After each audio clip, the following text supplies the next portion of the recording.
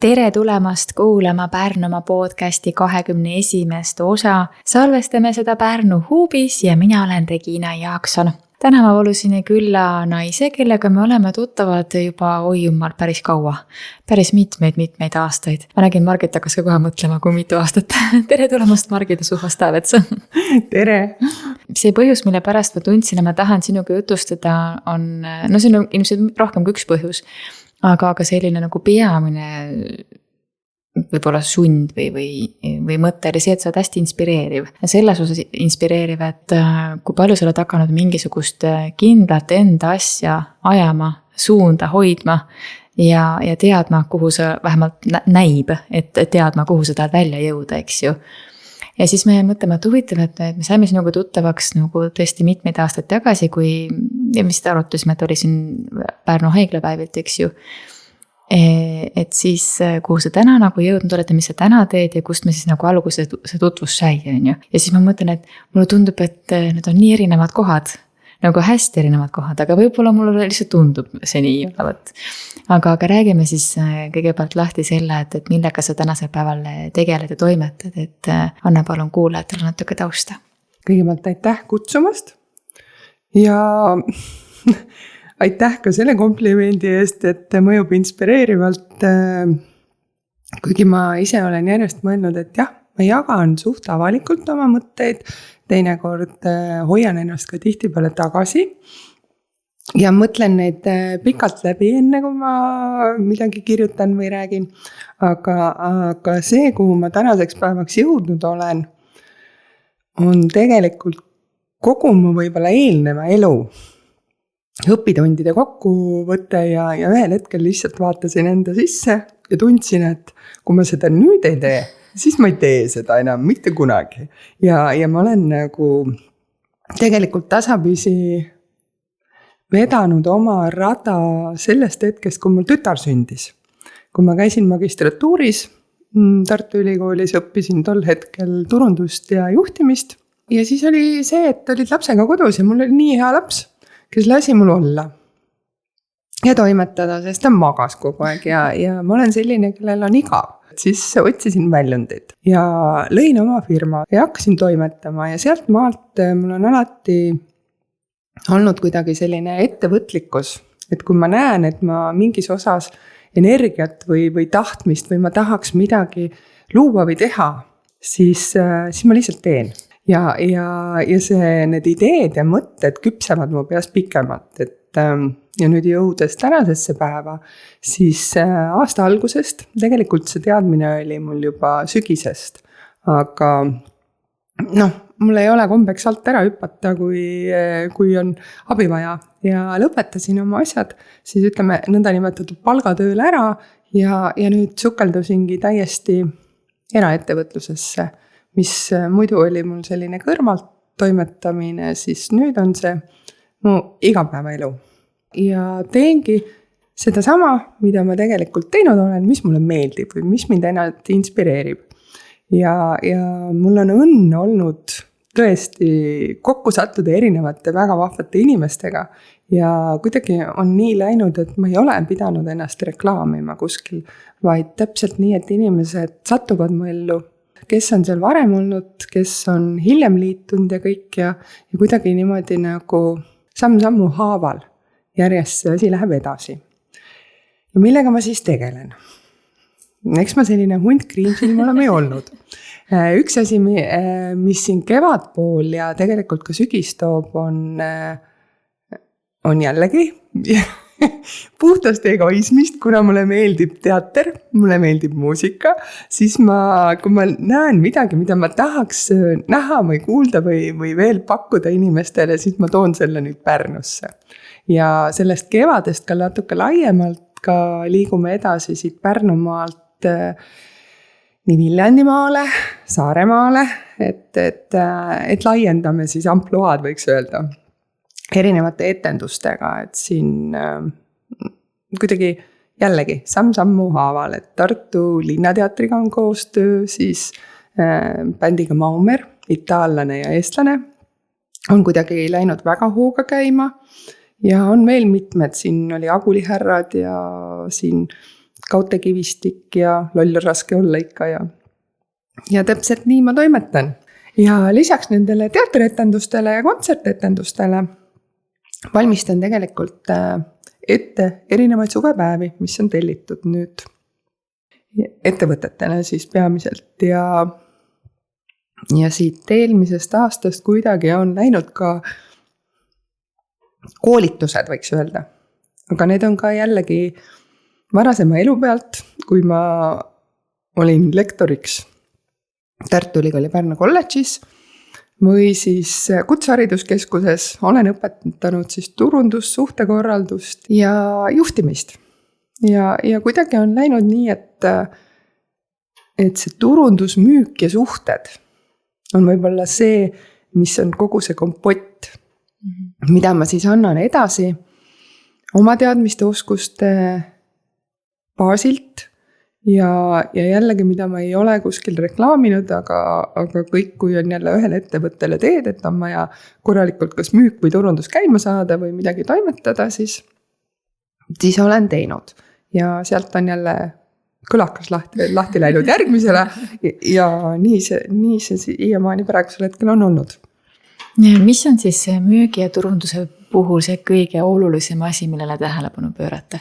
Kui keegi nüüd nagu mõtleb, et näiteks isegi, eks ju, täiesti algav asi, et mis on see nagu kõige tähtsam asi, mida ma peaksin praegu nagu tähele panema või silmas pidama, et kuhu see fookus nagu suunata? Esimene asi, tunne oma toodet või teenust.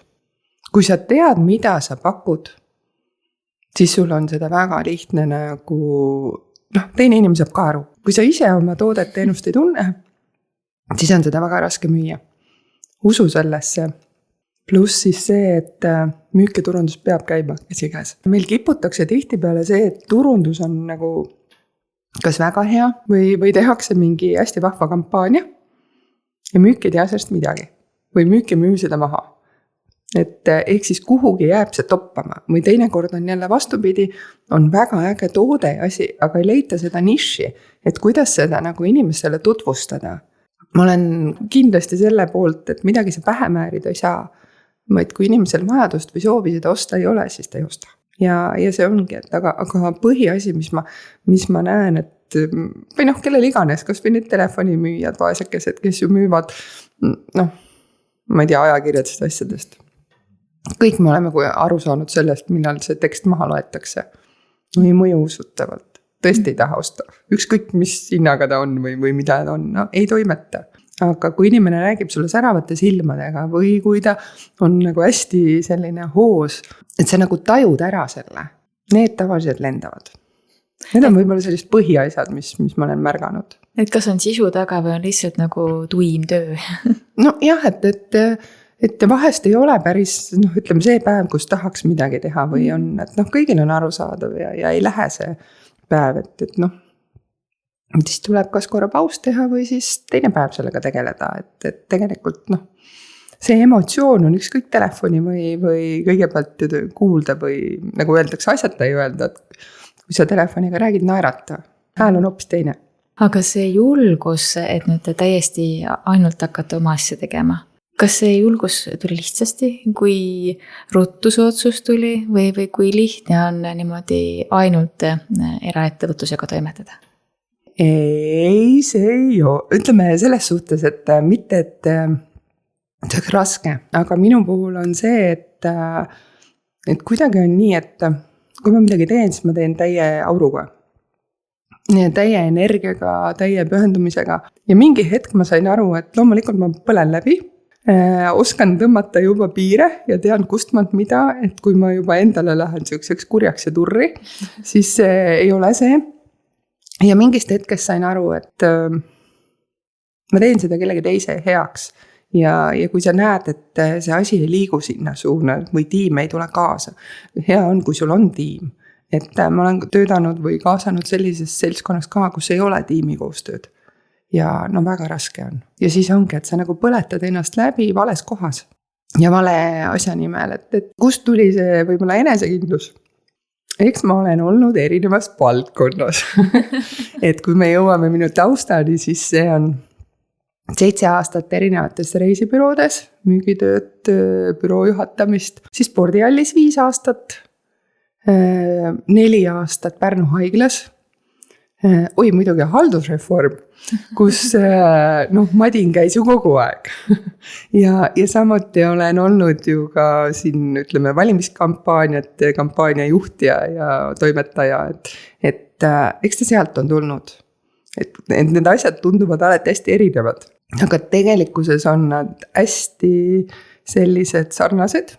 Kõigis on vaja suhtlemist, müüki, oma, ütleme, toodete teenuste tundmist, et oma asja sisusse minekut. Ja muidugi ma olen ka lisaks veel olnud siin turismitalus ja nüüdseks turgutan siin teisi turismitegijaid, et see turism on kuidagi nagu meres, et seda ma olen ka õppinud, et Tartu Ülikooli Pärnu kolledži kunagi esimese kursuse lõpetanud siis turismi ja hotelliettevõtluse alal. Pluss siis IATA litsents on mul veel kehtiv täiesti ja et selles suhtes, et ennast nagu harinud olen ma pidevalt ja selline kohati on nagu võidujooks ajaga. Aga samas jällegi tänapäevase maailm on nii kiire, kui sa nagu kuskilt maalt astud maha või tõmbad tagasi, siis see lihtsalt läheb kuskilt maalt see rong edasi, et sa nagu jääd ka maha. Ja nagu ma naeran, ma olen seal, kus midagi toimub. Ja kui midagi ei toimu, teed nii, et toimuks? Ei, seda ma ei julge öelda. Selle kohta ütles mulle ükskord Andrei Korobeinik, et püsi nüüd paigal. Ja kus see tuli? Võin lahti seletada, see nali, mida nagu mul paljud teavad. Kui ma läksin reisibüroosse tööle aastaid tagasi. Ameerikas kukkusid kaksiktornid. Madistasime kogu aeg lennupiletete ümberbroneerimise, kogu see maailm oli uppis. Läksin spordihalli. Sain natuke sisse elada. Mis juhtus? Päiksesaali katus kukkus kokku. Oli jälle madistamist, ei olnud iga. Haldusreformist ma juba rääksin, see oli nagu nii madin kogu aeg. ja siis ma läksin ju haiglasse. Ja mis tuli? Ma ei taha öelda, et mina seda korraldasin, aga selle peale mulle öeldi, püsi natuke aega paigal. Jah, aga et selles suhtes ma olen ikkagi seal, kus midagi toimub. Ma pidasin silmas hoopis nagu parem, ütleme nagu oledamas kontekstis, et kui midagi ei toimu, siis teed nii, et toimuks ehk et tood üritusi meile siia. Sellele ma nüüd püüdlen, et hoida ülejäänud maas.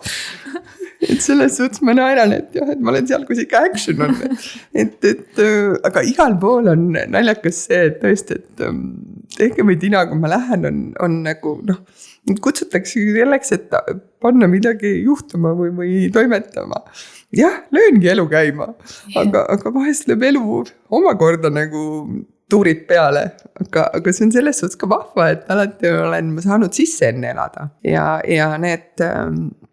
Jah, on olnud väga keerulisem aegu.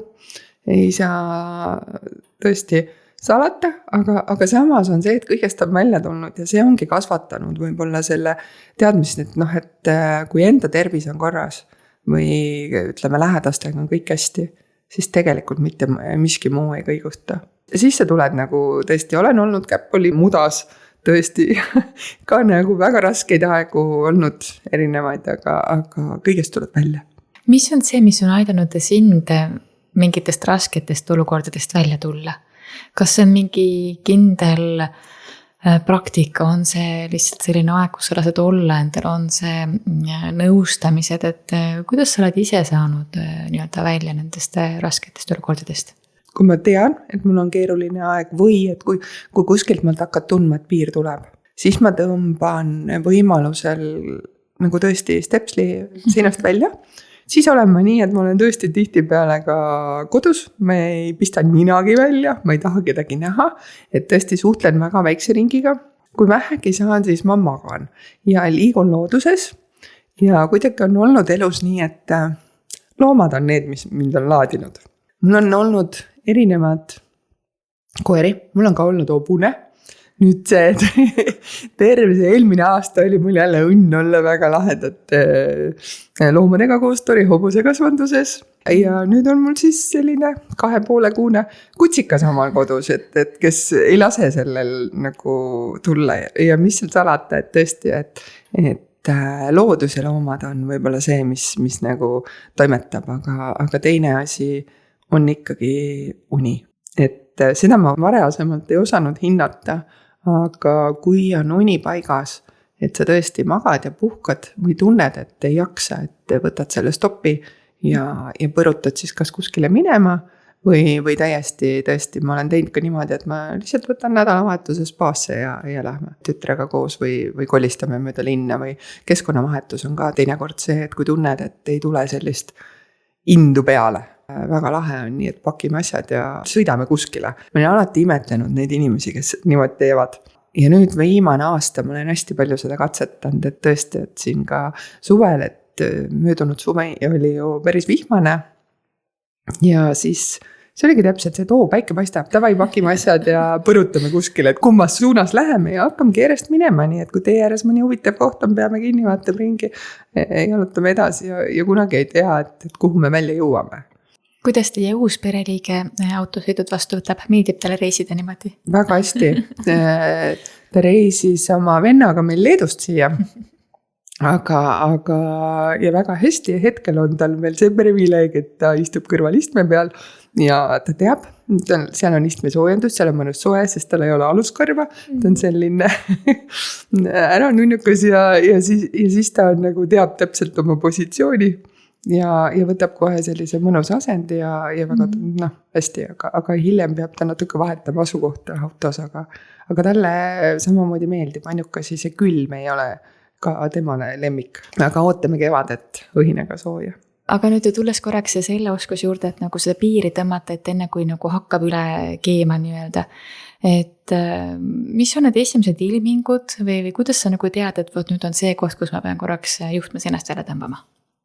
Kui ma teen seda, mis mulle meeldib, siis ma ju ei vaata kella ja toimetad.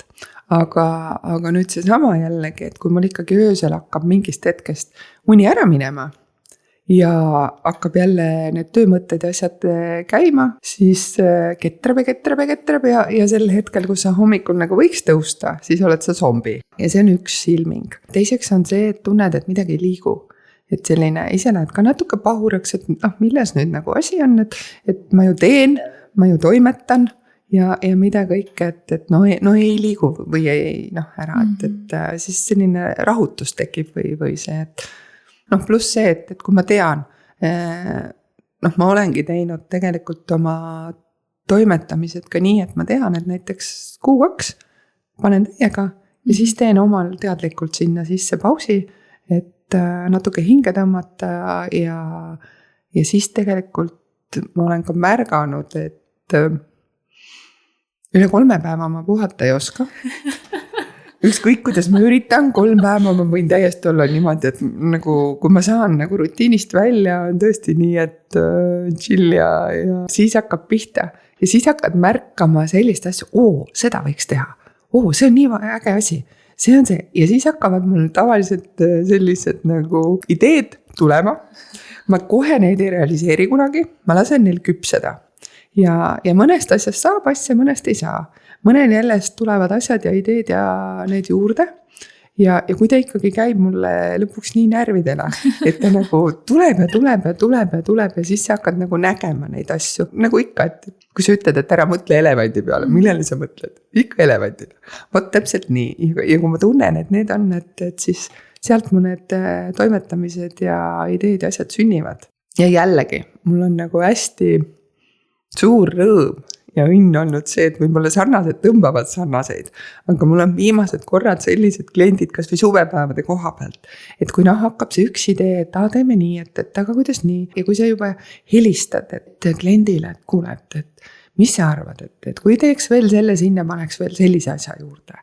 Ja tavaliselt see on selline vastastikune, see on nagu selline kerge huumor, käib alati asja juurde. Alati juhtub ju ootamatusi ja selles suhtes, et see on asi, millega kuidagi nagu oled harjunud. Ükskõik mille puhul, et kui mõnda inimest väga viib igasugune ootamatus endast välja, siis mul on kas telefon, kellele ma helistan kust ma saan, mis ma teen või mis on alternatiiv. No sul on kõvasti karastumist olnud no, just. läbi erinevat elukogemust. No just, et tegelikult see ongi see, et kui see situatsioon käes on, sa võid mõelda plaan A, plaan B, plaan C ja juhtub ikkagi täpselt see, et jällegi elust enesest. Turismitalus olid pulmad ja üks voolujuhe sõideti läbi. Nii, mis saab? Nii. Läksin mina bändi juurde, ütlesin, et kes teist on elektrik? Oi. Bänd küsin, mis mõttes, et kust te teate, et meil üks elektrik on? Ütlesin, igas bändis on alati keegi, kes on elektrik. Ja siis tuligi välja, et neil oli mingi kõva taseme elektrik ja siis tuli lahendus probleemi ära. Et see ongi see, et keegi, kui see on suur seltskond, keegi oskab alati midagi. Et täpselt või siis on telefoni teel, ma naeran, et telefon on erinevaid numbreid täis ja kellegi, kes ikka abi oskad saada. Et kas või nüüd on meil väga mõnus võimalus võrreldes aastate tagune, et nüüd saad videokõne teha.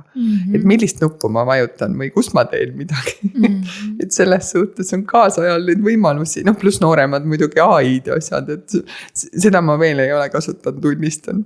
Siiamaani olen saanud teistmoodi hakkama. Väga äge, et sa tõid Kihti asja välja praegu seesama, et elus juhtub kogu aeg midagi. Ikka võib ju, mis iganes olla, sul tõesti juhe sõidetakse läbi, tõesti, selle peale ei tule, et sa ei ole selleks ju valmis. Ühest hetkest ei ole valmis. Aga kui sul on piisavalt oskust jääda rahulikuks, hakkavad ideed tulema, kuidas ma seda nüüd lahendan, on ju. No ja siis võtadki. Muidugi selle mõtte peale, et minna bändi juurde küsida, kes teist elektrik on, ma poleks tulnudki.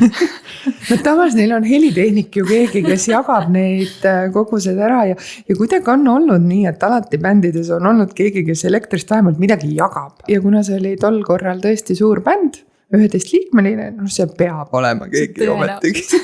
Sest ma ei lähe pulmakülaliste käest küsima, et hallo, on siin mõni elektrik?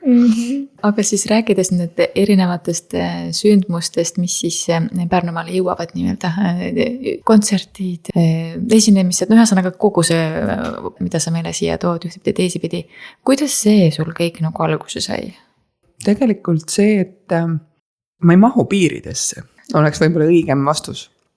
Kui ma läksin sinna turismitalu juhatama või toimetama sinna üldse tol hetkel ma veel ei juhatanud midagi. See asub Pärnust väljas ja seal oli väga armas restoran, on siiani. Ja tõesti, ja seal on eraldi selline väga vahva maja, kus saab toimetada erinevaid sündmusi, saab teha kõike ja ongi. Aga loomulikult see koha pealt kogukonda on väike ja talvisel ajal sinna on vaja midagi toimetada. Ja sel hetkel olid tegelikult linnas väga populaarsed need kontsertõhtusöögid. Paljugi on see praegusel hetkel, aga hetkel on seda vähem. Aga tol hetkel oli ja kuna see oli tõesti restoran, mis oli selline väga vahva ja hubane, siis oli mõte pakkuda sinna sööki ja teha sinna juurde mingi etendus. Ja sinna ma tõin Margus Tabori Mamma lood. Ja omanik küll arvas, et sinna ei mahu nii palju, ütlesin, et kui me paneme ainult pileti, et siis ei tule keegi sööma. Tulemus oli see, et enne seda etendust oli meil täismaja restoran. Etenduse müüsime üle. Kui me vist esialgne plaan oli lubada sinna 90 inimest saali, siis lõpuks me olime müünud kokku kas 120 või. Ma ei olnud kindel, et see rahvas sinna ära mahub. Ütlen ausalt. Ja seda enam, et ma olin veel päev enne, oli mul linnas hästi kiire, et ma läksin nädal enne, et ma lähen toimetan seal. Aga siis oli veel seal saalis mingi remont ja asi, et ma ei saanud katsetada, kas see mahub ära. Tol hetkel oli, ma ise ka ei olnud kindel ja siis omanik küsib, need ei mahu siia ära. Ma ütlesin, et mine palun välja. Ma natuke nüüd mõtlen, sest ma olin oma peas välja mõelnud, et ma tean palju ruumi on vaja esinejale ja mis seal on ja et kuidas võiks olla. Nii, et kõigil oleks mugav, kõik näeksid ja saaks sealt vahepealt manööverdada. Ja tegelikult oligi nii, et vast kohviku osale 1,5 meetrit. Et me tegime sinna majja ka kohviku, et need, kes tulid lihtsalt etendusele, et ta oli ikkagi ääretult täis oli, aga see oligi olude sunnil, see ei olnud meelega, et vabandust need inimesed, kes tõesti tulid sinna tol hetkel, aga elamus oli seda väärt. Ja see andis sellise julguse, et kui ma tean, mis mulle meeldib, sest on teatud tüüpi asju, mis mulle ei sobi. mis mulle ei meeldi. Mulle ei meeldi ropendamine, labasus, sellised asjad ja ma tõesti ei haaku nendega. Ma ei ütle nende kohta, kellele see meeldib, see nali läheb hästi, kõik on tore, aga see ei ole minu oma. Ja kuidagi on nii, et mu ümbruskonnas on ka sellised inimesed, kes võib-olla aksepteerivad või lepivad sellise valikutega, mis ma teen. Ja kes usaldavad seda, et ma alati, kui ma käin mingit etendust või kontserti vaatamas, ma jagan seda. Ja on inimesi, keda ma ise jälgin, kes jagavad ja soovitavad mõnda asja, siis ma tean, et nende maitse ühtib minuga ja siis ma julgen seda nagu toimetada. Ja kuidagi niimoodi see algaski, et kõigepealt ma tegin seal, siis ma tõin nad Pärnusse, kogusin julgust ja kuidagi niimoodi, et kui ma jällegi näen midagi, et meeldib, siis muidugi kalkuleerin ära, sest et kõiki asju sa ei saa maakonda viia, et need hinnaklassid on ja kuskilt maalt, et ei tasu ära ja vaadates inimeste majanduslikku toimetulekut, siis kõigil on ka piirid, et ma ise samamoodi, et on asju, mille eest ma olen nõus rohkem välja käima ja mõned asjad on minu jaoks ülehinnatud, mille eest ma seda raha välja ei käi, siis ma ka neid nagu ei toimeta. Et kuskilt peab olema see võistlikkuse piir ikkagi, et ma küll hindan väga neid inimesi, kes küsivad oma töö eest nagu ulmesummasi, aga veel rohkem hindan ma neid, kes on inimlikud ja kes on siirad selles osas, et oskavad seda balanssi tunnetada enda publiku või enda ükskõik kelle kliendi vahel. Inimeste eesmärgid on erinevad, muidugi on vahe, kas ma võtan 2 väga kõrgehinnalist klienti või toimetan selle 6-10-ga palju hinnatundlikumaga, aga kuidagi minu jaoks on võib-olla see just nimelt see siirus ja see kontakt palju olulisem, et kui küsitakse suvepäevi või asju, siis ma alati teen telefonikõne või soovin kokku saada. Mul ei ole probleem sõita teise Eesti otsa, rääkida läbi, aga et siis ma näen, kas see nagu haakub või mitte. Et need ongi sellised asjad, et kuidagi see toimib ju koostöös ja see ongi see, et kui sul seda sädet või side ei teki, siis ei toimi. Et näiteks võib-olla üks minu siiani kõige suuremaid suvepäevi oli Maksu- ja Tolliameti suvepäevad aastaid tagasi.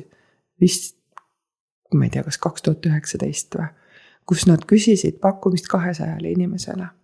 Ja 2 nädalat enne nad ütlesid, et teate, et me ei tea, mis juhtunud on. Kas teie programm on nii põnev?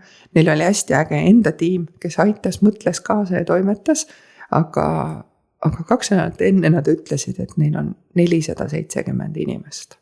Ja see pani mõtlema. Ja siis ma küsin, aga palju teil eelmine aasta oli, et mille alusel prognoosi tegid? Siis öeldi mulle vaikselt 90. Aga sellest tulid samuti nagu väga ägedad, sest nad olid ise hästi toimekad, tegusad ja ütleme tõesti tänu sellele ka, et paljud magasid telkides, sest majutuskohti see ei suurenda midagi ja kõik see, et need olid ka tõsiselt ägedad ja mul on siiralt siiamaani kahju meie DJ-st ja helitehnikust. Tervitusi Rivo Tetermannile, kes oli tol hetkel nõus DJ olema. Ja kui meil oli muidu kokkulepe, et kella 3-ni, et tavaliselt rahvas tantsib, siis kui mina kell 7 pöörasin külge öösel või hommikust poole ööd ja kuulen, et muusika käib ja mõtlesin, et issand kui hea muss, et tal on ikka nii hea plaat seal peal, et ära. Ja siis ütleme 8:30 lõppes siis pidu, kui kella 9 algas hommikusöök ja kui ma sinna alla läksin, siis ma ütlesin talle, et sul on nii hea plaat, et see, mis hommikuni mängis, ma ütlesin, mis plaat? Ma ise mängisin, sest rahvas tantsis tõesti terve öö kella 8:30 ja mina veel kuulan niimoodi sealt toast, et on ikka hea plaat, et tõesti läheks isegi tantsima, aga ma ei tulnud elu sees selle peale, et ta vaatas, et kuna rahvas tantsib, siis ta lihtsalt mängis edasi, et selles mõttes, et see ongi see sama inimlikkus, et see kuidagi see siiruse kontakt, et Rivo puhul ka ta on ju ka hästi vastutulelik, hästi selline abivalmis ja selge on see, et kui tegigi näeb, et rahvas naudib, siis nagu ei tõmba juhet välja, et kuulge, mulle maksti kella 3-ni olemise eest. Nojah, et seal on muidugi teine aspekt, et tõesti kummardused Rivole. Ma loodan, et ta mitte sellepärast ei lõpetanud oma DJ karjääri, aga seal on ka see aspekt, et tegelikult need, kes telgis ja need magavad, et mõni oleks tahtnud magada, et noh, aga ei olnud pretensioone ega midagi, aga sellised, juhtumisi on ju teisigi, et tõesti et see, et. Aga suvepäevad, kuidas sa neid korraldama hakkasid? No eks see jällegi küsiti. Mul on tõesti ettevõtte alates 2007, et küsiti, et kas esinejad on, kas sul DJ-d on, kas sul seda on, kas sul seda oskad soovitada ja kui sa nagu ütleme, hakkad pakkuma, et kuule, et aga tule aita meil programm teha või toimeta seda ja kuidagi niimoodi, et ta tasapisi hakkas minema. Ja vahepeal tegin ju suuresti ka 10 aastat elasin Pärnu rannapargis, et 7-8 pühapäeva hommikut kella 10 rannapargis laste hommikud. Et see oli aeg, kus ükskõik, kus üle Eesti suvepäevad olid, siis vahest sai ikka sõidetud teiselt poolt ära, oli selline tunne, et ma sõidan kohe rannaparki, et ma sisse ei magaks, et õigel hetkel seal olla. Et selles osas küll ja kuidagi niimoodi nagu läks. Ja siis ma mingi hetk tundsin, et mul ei ole seda sädet, särtsu ja mul ei ole ideid, et mida nagu pakkuda ja mis mul enda silma särama lööks. Ja siis ma tõmbasin sealt nagu ennast tagasi, sest ma nägin, et nii palju uusi tegijaid on tulnud ja siis oligi niimoodi, et siis ma tegin teisi asju jälle. Ja ega ütleme ongi, et kus ma olen palgatööl olnud, et kui seal on ikkagi pinemad ajad, kui ma tõesti ei haldusreformi kõrvalt, ei haigla kõrvalt ega sealt nagu mitte midagi tegelikult, see lihtsalt ei jaksa ja ei tee. Et siis me jälle ei tee. Et see luksus on olnud, et kui jälle tunned, et tahad kuskilt midagi tugida või toimetada, et siis on ja see aasta saab muid 10 aastat, kus ma olen korraldanud teatejooksu. Heategevuslikku teatejooksu, mis siis on üle-eestiline. Paljud teavad teda Mesikäpa teatejooksuna, aga mis on jällegi, nagu ma naeran, uba on selles, et on üks spordiala, mida ma tõesti ei oska ja ei tee ja see on jooksmine. Ma olen proovinud, ma tõesti proovisin, et jah, ma olen teinud võrkpalli, kus me pidime laagrites jooksma 2 kilomeetrit hommikul, lõunal, õhtul ja kõik, aga see ei ole ala, mis mulle meeldib. Ja kui aastaid tagasi siin toimus nagu verevahetus selle teate jooksul, siis ma ütlesin kohe ei, et kuulge nalja teete, et ma võin teil mida iganes korraldada, aga et mitte jooksuvõistlust, et mida ma ei jookse. Aga kuna ikkagi Erik Pallas, kes on selle maaletooja ja talle olid ka siin erinevad ikka, et soovitanud, kui keegi on, kes selle ära teeb, see on Margit. Et kuidagi sellise, ma ei teagi, mingi usk neil oli minusse ja jällegi tänu Rivole, kes ütles, et jah, ta toimetab tehnika poolega, et tema on nõus jätkama ja teiseks oli Priit Neeme, kelle kogu kohtunike kollektiiv oli nõus jätkama. Et lihtsalt oli puudu see juhtoinas, kes võib-olla sellist koordineerib ja registreerib ja sellist muud paberimajandust võib-olla toimetab rohkem ja sellist, et tänu neile ma ütlesin jah sõna. Ma küll arvasin, et see on selline ühekordne projekt, et ma saan selle ilusti teistele edasi, et ma nagu võib-olla ei tule välja. aga nüüd saab jälle 10 aastat. Siin on aastad, kus ma olen öelnud, et kuulge, et aeg on pensionile minna, aga ei, praegu veel see aasta veel, vaatame edasi. Ma ikka aasta kaupa võtan seda, et selles osas see on üks selline projekt, mis ma ise tunnen, et klimp on kurgus, eriti kui me kogusime raha ühe ratastooli noormehe jaoks, kes õppis Sütevakas ja kui ta klass, see on selgituseks, kes ei tea, see on 5-9 klass on lapsed, kes jooksevad, aga Sütevaka klass, kus see noormees õppis, oli Mõnemast ja nad küsisid, et kas nad võiksid ka tulla, et toetada.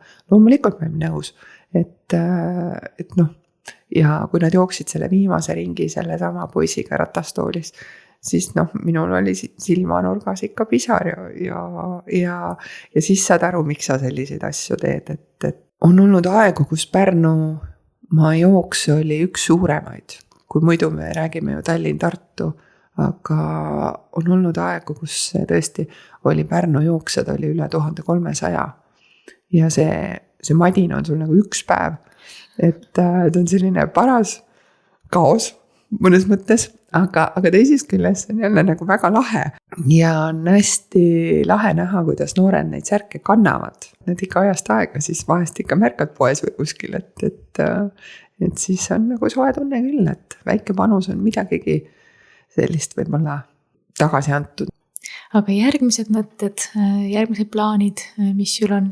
Võib-olla natuke saladuskattet siit kergitada, et ma juba rääkisin, et itaallase eestlasega me siin laiendame piire, siis plaanid on sügiseks suurem, selline tuur üle Eesti teha, aga samas suveks on paar mõtet veel, aga ma juba hetkel tajun, et ma vist pean oma assistendiga võtma, sest lihtsalt on see, et asju on palju ja ma lähen ise ka pahureks enda peale, kui ma ei jõua nendega valmis. Kuigi samas ma täiesti adun ja mõistan ja see ongi see väike ettevõtja võib-olla selline lõks.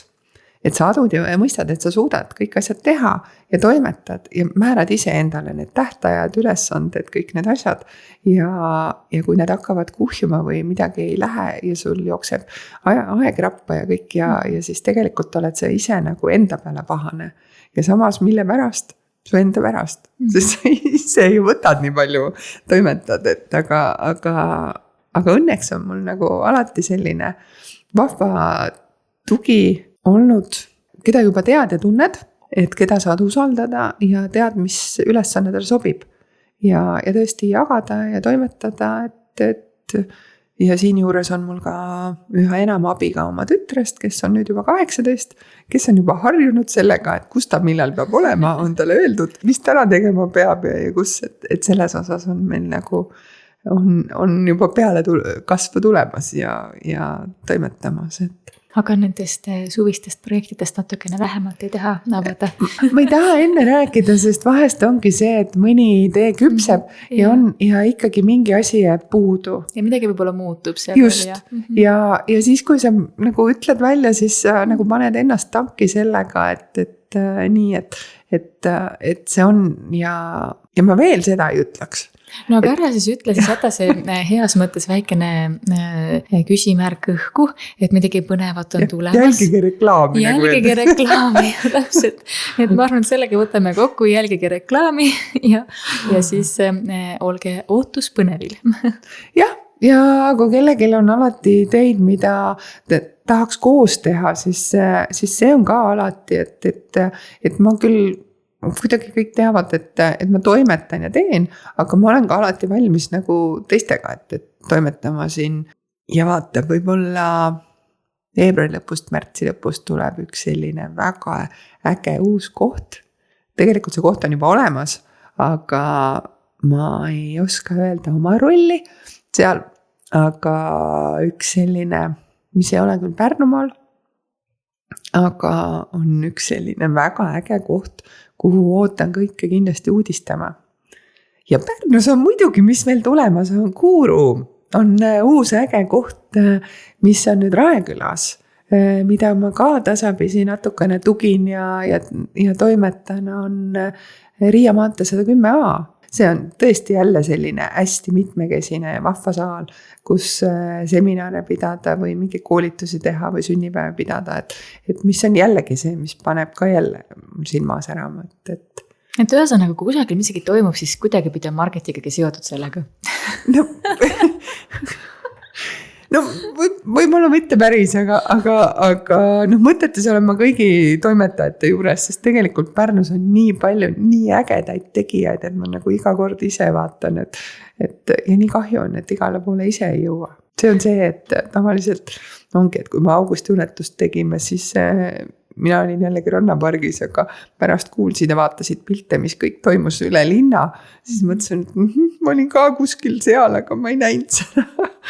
et need on need hetked, et mis on korraldaja rõõmud, et sa jääd ise sellest magusast maasikast, mida sa võib-olla toimetad kaasa, jääd ilma, aga see sära, mis on nagu inimeste silmis ja need muljed, mida sa pärast kuuled, need on hindamatu väärtusega ja need on need, mis käivitavad.